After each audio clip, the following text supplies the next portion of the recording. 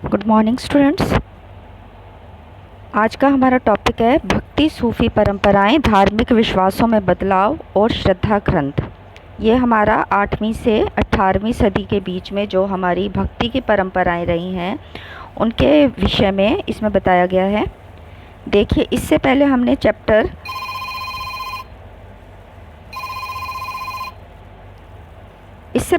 Chapter 4 में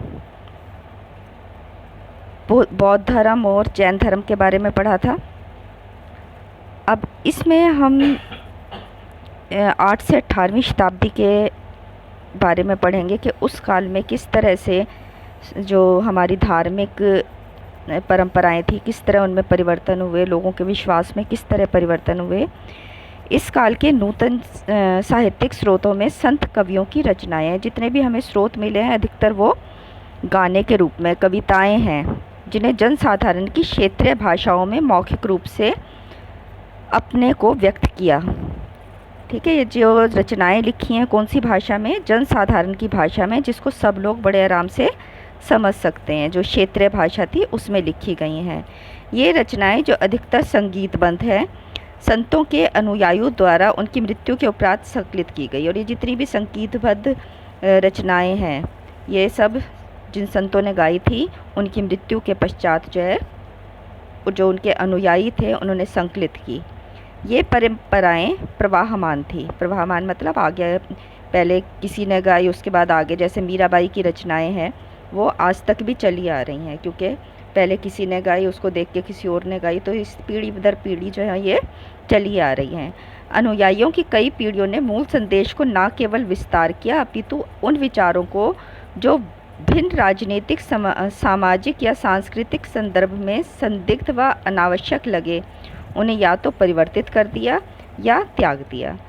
और इस तरीके से जब वो रचनाएं चलती चली आ रही थी तो काफ़ी चीज़ें उनकी बदल दी गई। कुछ चीज़ें जो अनावश्यक लगी उनको बेकार कर दिया, हटा दिया गया, और कुछ उसमें अपने विचार भी जोड़ दिए गए। तो इन स्रोतों का मूल्यांकन इतिहासकारों के लिए एक चुनौती है, क्योंकि इनमें अब तक जो है काफ़ी बदलाव आ चुके हैं, तो इसलिए इनका मूल्यांकन करना है, उनसे उनके उस काल के बारे में पता करना काफ़ी एक चुनौती भरे काम है। इतिहासकार इन संत कवियों के अनुयायियों द्वारा लिखे गए उनकी जीवनियों का भी इस्तेमाल करते हैं। अच्छा, इतिहासकार जो है उस टाइम को जानने के लिए खाली इन कविताओं के संग्रह को ही नहीं पढ़ते हैं, वो क्या और पढ़ते हैं, जो उस टाइम के उनके अनुयायी थे, जो संत लोग थे, उन्होंने उनकी जीवनियाँ भी लिखी थी, उनके जीवन के बारे में लिखा था, वो उनको भी पढ़ते हैं। तथापि इससे यह ज्ञात होता है कि अनुयायी इन पथ प्रदर्शक स्त्री पुरुषों के जीवन को किस तरह देखते थे। ठीक है, तो उन्होंने जो लिखा था ज़रूरी नहीं कि बिल्कुल ही सच लिखा हो, बिल्कुल ही ठीक लिखा हो, लेकिन फिर भी काफ़ी हद तक पता चल जाता है कि जो उनके अनुयायी थे वो उन लोगों को, जो संत थे, उनको किस तरह से देखते थे, कैसे विचार थे उनके बारे में। जैसा कि हम देखेंगे, ये स्रोत एक क्रियात्मक और विविध दृश्य योजना को समझने की अंतर्दृष्टि प्रदान करते हैं। आइए हम इनके कुछ मूल तत्वों को बारीकी से देखते हैं।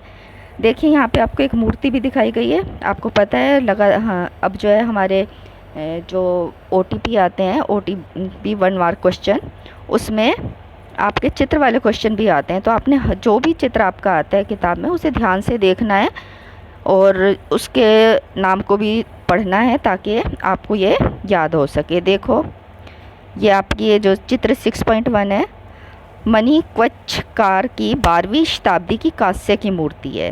ये कांस्य की मूर्ति है, नाम दे रखा है, ये शिव के अनुयायी थे और तमिल में भक्ति गान की रचना करते थे। ठीक है, ये किसके अनुयायी थे? शिव भगवान के अनुयायी थे, और तमिल भाषा, जो भी लिखा है तमिल भाषा। अच्छा, अब आते हैं हम अगले पेज पे।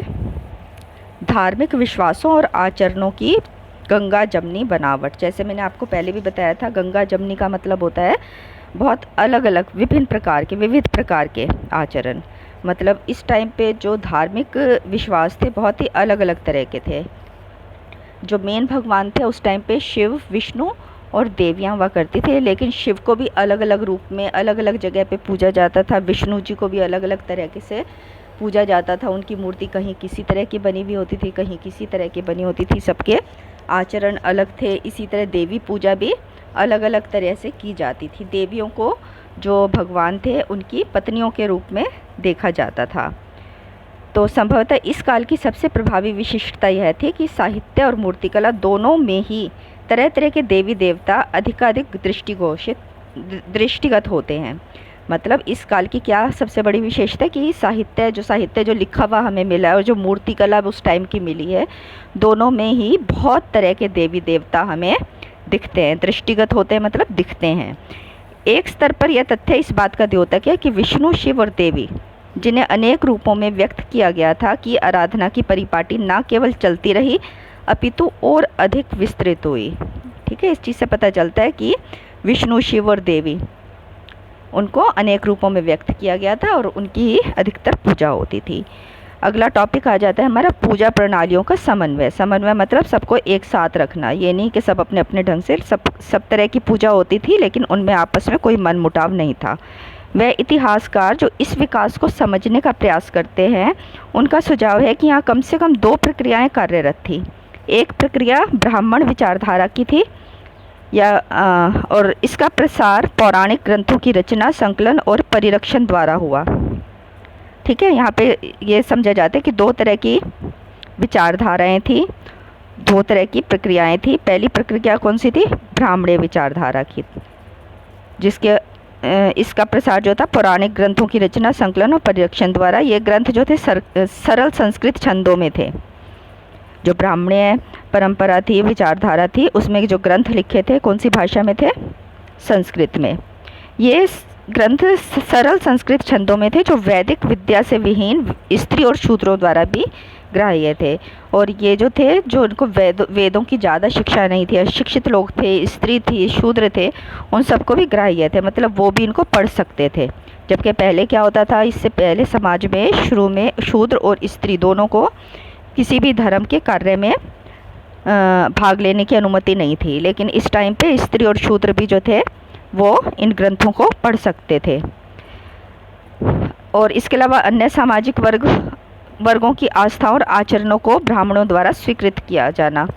और अब जो थे ब्राह्मण, उन्होंने सभी वर्गों की जो मान्यताएं थी, उनके आचरण थे, सबको स्वीकृति दे दी थी और उसे नया रूप प्रदान करना शुरू कर दिया था। वस्तुतः समाजशास्त्रियों का मानना है कि समूचे उपमहाद्वीप में अनेक धार्मिक विचारधाराएं और पद्धतियां महान संस्कृत पौराणिक परिपाटी तथा लघु परंपरा के बीच हुए अविरल संवाद का परिणाम है। और ऐसा लगता है कि दो तरह की परंपराएं थी, महान और लघु परंपरा। यह देखिए आपको साथ में दे रखा ये पैराग्राफ, महान और लघु परंपराएं। आपको पहले भी बताया था, महान लघु परंपराएं जो थी वो मेनली राजा और पुरोहित जिन परंपराओं को मानते थे और साथ में अन्य लोग भी फिर उनके साथ मानते थे, और वो महान परंपरा में आती थी। और लघु परंपराएं वो होती हैं जो सामान्य लोगों जो मान्यता थी उनकी, जो वो मानते थे, वो आती थी लघु परंपरा में। महान और लघु जैसे शब्द 20वीं शताब्दी के समाजशास्त्री रॉबर्ट रेडफील्ड द्वारा एक कृषक समाज के सांस्कृतिक आचरणों का वर्णन करने के लिए मुद्रित किए गए हैं। इस समाजशास्त्री ने देखा कि किसान उन कर्मकांडों और पद्धतियों का अनुकरण करते थे जिनका समाज के प्रभुत्वशाली वर्ग जैसे पुरोहित और राजा द्वारा पालन किया जाता था। किसान जो है उन सब कर्मकांडों और पद्धतियों का अनुसरण करते थे जो राजा करता था, पुरोहित करते थे। इन कर्मकांडों को रेडफील्ड ने महान परंपरा की संज्ञा दी। तो जो कर्मकांड राजा या महान लोग करते थे, उस टाइम के पुरोहित करते थे, उन्हें महान परंपरा की संज्ञा दी। और साथ ही कृषक समुदाय अन्य लोकाचारों का भी पालन करते थे। इसके अलावा जो कृषक समुदाय थे वो और भी उनके आचार थे, उनके और भी वो हुआ करते थे, धर्म और उनके तरीके जो थे। तो इस परिपाटी को, जो इस महान परिपाटी से अलग थी, तो उसे जो थे लघु परंपरा के नाम से अभिहित किया गया है। ठीक है, जो किसानों में या किसी एक विशेष क्षेत्र के लोगों में विद्यमान थी, उन्हें लघु परिपाटी या लघु परंपरा कहते हैं। और दूसरी थी महान परंपरा, जो राजा पुरोहित इन सब में विद्यमान थी और किसान भी फिर उसको अपना लेते थे। ठीक है, तो इनके बीच जो इन दोनों के बीच में जो संवाद चलता था, इनके बीच में जो रिलेशन था, उसकी वजह से नई नई परिपाटी जो है, नए नए वो निकली, पद्धतियाँ निकली।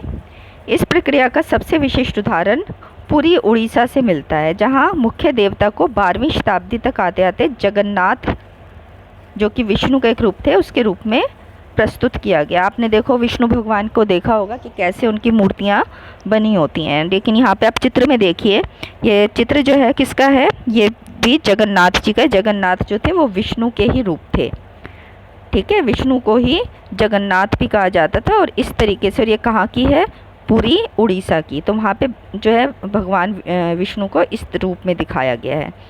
तो इसका मतलब भगवान जो थे वो वही भगवान अलग अलग जगह पे अलग अलग तरीके से पूजे जाते थे। यदि चित्र 6.2 की को जो है 4.26 से तुलना की जाए तो हम देखेंगे देवता को बहुत भिन्न तरीके से प्रस्तुत किया गया है। इस उदाहरण में एक स्थानीय देवता, जिसकी प्रतिमा को पहले आज भी लकड़ी से स्थानीय जनजाति के विशेषज्ञों द्वारा गढ़ा जाता है, विष्णु के रूप में प्रस्तुत किया गया है। ये किसकी बनी हुई होती थी, लकड़ी की। तो इसको जो है विष्णु के रूप में प्रस्तुत किया गया है। विष्णु का यह रूप देश के अन्य भागों में मिलने वाले स्वरूपों से सर्वथा भिन्न था, ठीक है। उड़ीसा में इस रूप में उनकी मूर्तियाँ हैं, लेकिन देश के बाकी भागों में विष्णु जी की अलग तरह की मूर्तियाँ हैं देखने में। समन्वय के ऐसे उदाहरण देवी संप्रदायों में भी मिलते हैं। देवी की उपासना अधिकतर सिंदूर से पोते गए पत्थर के रूप में ही की जाती थी, ठीक है। देवी की उपासना कैसे होती थी, ये आपने याद रखना है, सिंदूर से पोते गए पत्थर के रूप में की जाती थी। अंडरलाइन भी कर सकते हैं। इन स्थानीय देवियों को पौराणिक परंपरा के भीतर मुख्य देवताओं की पत्नियों के रूप में मान्यता दी गई थी, ठीक है। जितनी भी देवियाँ थी उन्हें किसी न किसी देवता की पत्नी के रूप में मान्यता मिली थी।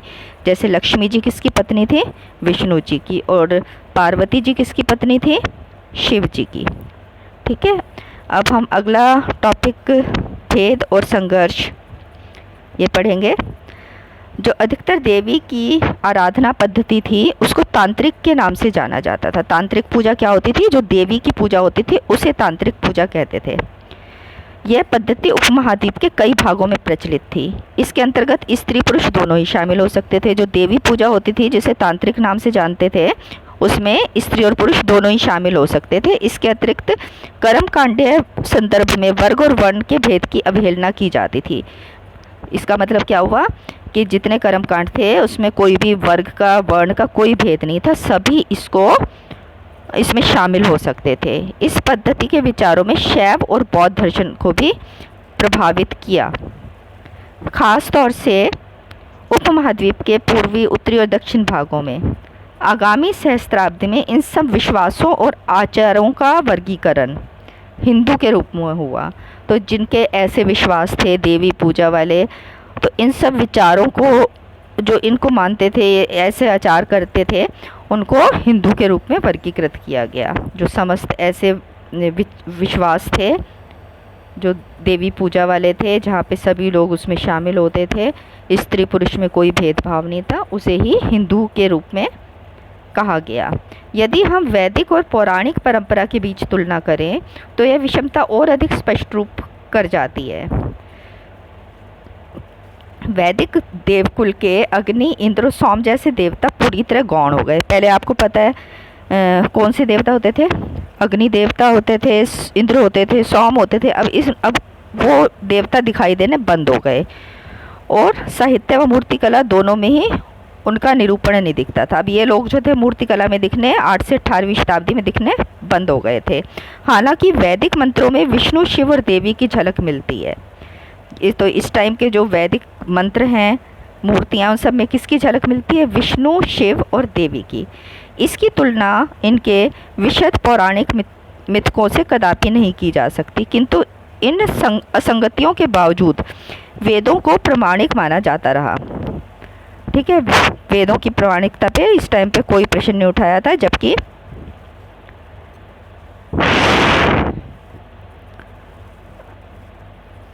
इसकी तुलना की जाती थी विशद और पौराणिक मिथकों से।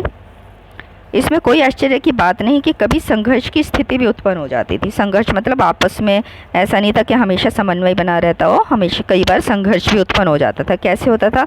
वैदिक परिपाटी के प्रशंसक उन सभी आचारों की निंदा करते थे जो ईश्वर की उपासना के लिए मंत्रों के उच्चारण के साथ यज्ञों के संपादन से परे थे। अब वैदिक परिपाटी को जो मानते थे वो मंत्रोच्चारण पे जोर देते थे, और वो उन सभी की निंदा करते थे जो कहते थे मंत्रोच्चारण नहीं करना चाहिए, यज्ञ नहीं करने चाहिए। इसके विपरीत वह लोग थे जो तांत्रिक आराधना में भी लगे थे। वह वैदिक सत्ता की अवहेलना करते थे। जो तांत्रिक पूजा करते थे, देवी की पूजा, वो वैदिक सत्ता की, वो वेदों की अवहेलना करते थे। इसके अलावा भक्त अपने इष्ट देव विष्णु या शिव को भी कई बार सर्वोच्च प्रक्षेपित करते थे। अन्य परंपराओं जैसे बौद्ध अथवा जैन धर्म से भी संबंधित अक्सर तनावपूर्ण हो जाते थे। अब बौद्ध और जैन धर्म वो बिल्कुल अलग थे, वो मूर्ति पूजा का ही खंडन करते थे, तो उनके साथ भी जो संबंध थे कई बार अच्छे नहीं रहते थे। यद्यपि स्पष्ट द्वंद्व जो है वहाँ पे कम दिखता था, ये नहीं कि लड़ाई झगड़े होते हों, लेकिन फिर भी आपस में थोड़ा मनमुटाव रहता था। भक्ति परंपरा को हमें इसी संदर्भ में रखकर देखना होगा।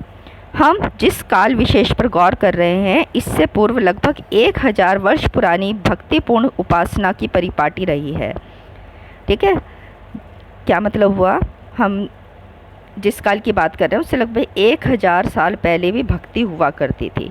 इस समय भक्ति प्रदर्शन में मंदिरों में इष्ट देव की आराधना से लेकर उपासकों का प्रेम भाव में तल्लीन होना दिखाई पड़ता है। तो इस टाइम पे क्या होता था, जो जैसे आजकल हम पूजा करते हैं, गा के होता है ना, आरती करते हैं, इसी तरीके से भक्ति प्रदर्शन में मंदिर जाते हैं, इष्ट देव की आराधना करते हैं, जिसकी भी हम चाहते हैं, जो हमारे इष्ट देव होते हैं, से लेकर उपासकों का प्रेम भाव में तल्लीन हो जाना। प्रेम भाव से आजकल भी होता है, जैसे कृष्ण जी की पूजा होती है, देवी माता की पूजा होती है, लोग गा के नाच के करते हैं, तो इस तरह वो पूरे उसमें तल्लीन हो जाते थे।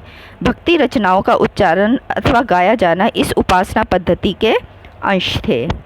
ठीक है, जो भक्ति रचनाएँ थी, जिनको आजकल भजन कह देते हैं, आरती कह देते हैं, उनका उच्चारण करना, उनका गाया जाना इस उपासना, इस ये जो भक्ति की पद्धति थी, उपासना की, पूजा पाठ की पद्धति थी, उसके अंश थे। वैष्णव और शैव संप्रदायों पर यह कथन विशेष रूप से लागू होता है। तो आज के लिए बच्चों इतना ही, आगे का हम कल स्टार्ट करेंगे। धन्यवाद।